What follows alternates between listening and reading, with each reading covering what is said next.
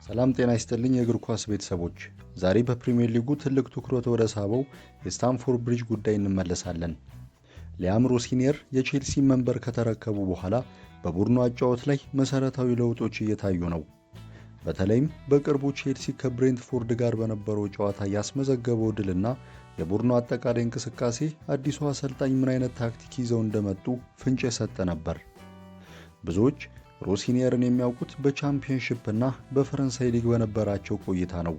ነገር ግን ለፕሪሚየር ሊጉ የሚመጥን ታክቲክ አላቸው ወይ የሚለው ጥያቄ የብዙዎች መነጋገሪያ ነው። ሮሲኒየር እንደ አውሮፓውያን አቆጣጠር በ2008 እንደጻፉት ውበትን ከውጤት ጋር ያጣመረ እግር ኳስ መጫወት እንደሚፈልጉ ገልጸው ነበር። ዛሬ ይህንን ፍልስፍናቸውን የብሬንትፎርዱን ጨዋታና የቼልሲን ስኳድ ጥልቀት መሰረት አድርገን በተንታኝ አይን በጥልቀት እንፈትሸዋለን። የሮሲኒየርን አካሄድ ለመረዳት ቀደም ሲል በስትራስቡርግ የነበራቸውን አጫወት ማየት አስፈላጊ ነው። የእሳቸው ቡድን የፔፕ ጋርዲዮላን የኳስ ቁጥጥርና የኤርገን ክሎፕን የመልሶ ማጥቃት ፍጥነት ለማዋሃድ የሚሞክር ነው።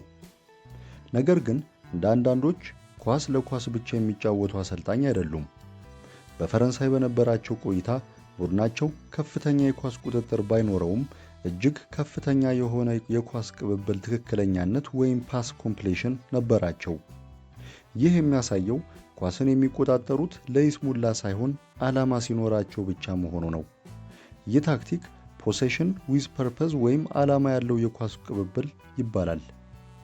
ከዚህ በፊት በቼልሲ ይታይ የነበረው የጎንዮሽና የኋልዮሽ ቅብብል በሮሲኒየር ስር ወደ ፈጣንና ቀጥተኛ እንቅስቃሴ እየተቀየረ ይመስላል።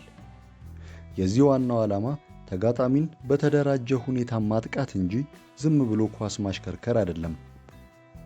በብሬንትፎርድ ጨዋታ በግልጽ እንደታየው የቼልሲ ተጫዋቾች ኳስን በራሳቸው ሜዳ በማቆየት ተጋጣሚ ወደፊት እንዲመጣ ሲጋብዙ ነበር። ይህ ስልት ቤቲንግ ዘ ፕረስ ወይም ተጋጣሚን መደለል ይባላል።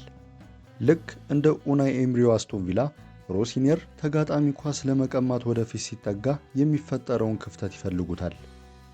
ቼልሲዎች ኳስ ይዘው ተከላካይ ክፍል ላይ ሲቆዩ ብሬንትፎርዶች ፕረስ ለማድረግ ወደፊት መጡ።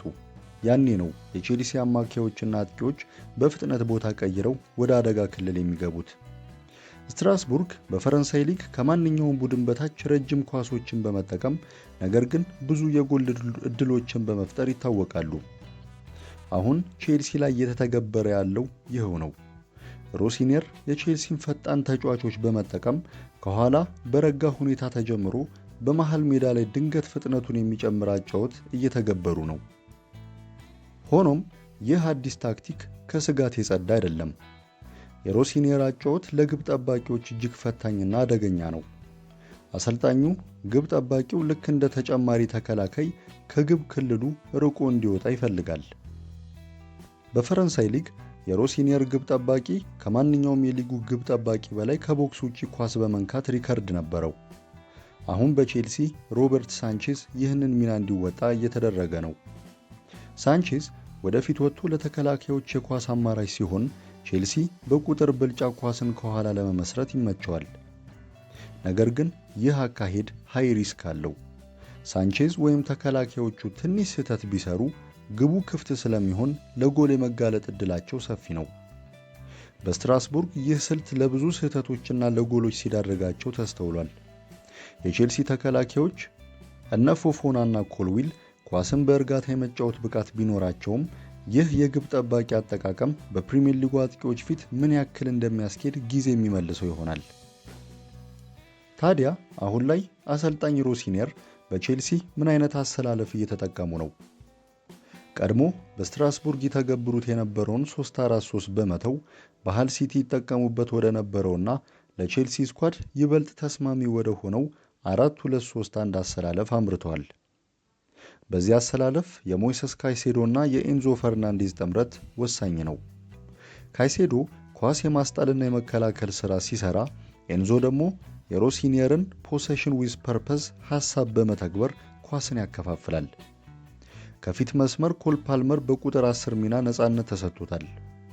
ይህ የፈጠራ ችሎታውን እንዲጠቀም ይረዳዋል። በግራ በኩል ፔድሮ ኔቶ፣ በቀኝ በኩል ደግሞ ወጣቱ ብራዚላዊ ኮከብ ስቲቫኦ ዊሊያም ፍጥነታቸውን ተጠቅመው ተጋጣሚን እንዲረብሹት ይጠበቃል። የፊት መስመሩን ደግሞ በጉልበቱና በጨራሽነቱ የሚታወቀው ሊያም ዴላፕ እየመራው ይገኛል። ይህ አሰላለፍ ፍጥነትን፣ ቴክኒክንና ወጣትነትን ያጣመረ ነው። በአጠቃላይ ሲታይ ሊያም ሮሲኒየር ወደ ቼልሲ የመጡት ሁሉንም ነገር አፍርሰው ለመገንባት ሳይሆን የነበረውን አቅም ለማሻሻልና ለማሳደግ ነው። እንደ ብሬንትፎርድ ባሉ ጨዋታዎች የታየው መነሳሳትና ታክቲካዊ ዲሲፕሊን ተስፋ ሰጪ ነው። በተለይም ቡድኑ ኳስ ሲያጣ መልሶ ለመቀማት የሚያደርገው ፈጣን እንቅስቃሴና ኳስ ሲይዝ የሚያሳየው ቀጥተኛነት ለአድናቂዎች ሳቢ እግር ኳስን እየፈጠረ ነው። እርግጥ ነው ግብ ጠባቂው አካባቢ የሚወሰደው ሪስክና የወጣት ተጫዋቾች የልምድ ማነስ አልፎ አልፎ ዋጋ ሊያስከፍል ይችላል። ነገር ግን ሮሲኒየር የያዙት ስኳድ ለዚህ አይነት ፈጣንና ቴክኒካል ጨዋታ ምቹ ነው። የቼልሲ ቀጣይ ጉዞ በዚህ አሰልጣኝ ስር ምን እንደሚመስል በጉጉት የሚጠበቅ ሲሆን የብሬንትፎርድ ውጤት ግን ለትልቅ ነገር መነሻ ሊሆን እንደሚችል ማሳያ ነው። ውድ ተመልካቾቻችን፣ የዛሬው የቼልሲና የሊያም ሮሲኒየር ታክቲካዊ ትንታኔ በአጭሩ ይህንን ይመስል ነበር። እናንተስ ይህንን አዲሱን የቼልሲ አጫወት እንዴት አገኛችሁት? በተለይስ የሮቤርት ሳንቼዝን ወደፊት ወጥቶ መጫወት እንደ ጥንካሬ ታዩታላችሁ ወይስ እንደ ስጋት? የእናንተን ሙያዊ እይታ ኮሜንት ላይ አስቀምጡልን። ይህን ቪዲዮ ከወደዳችሁት ላይክ ማድረግ እንዲሁም ለቻናላችን አዲስ ከሆናችሁ ሰብስክራይብ በማድረግ ቤተሰብ መሆን ትችላላችሁ። በሌላ ዝርዝር ትንታኔ እስክንገናኝ መልካም ጊዜ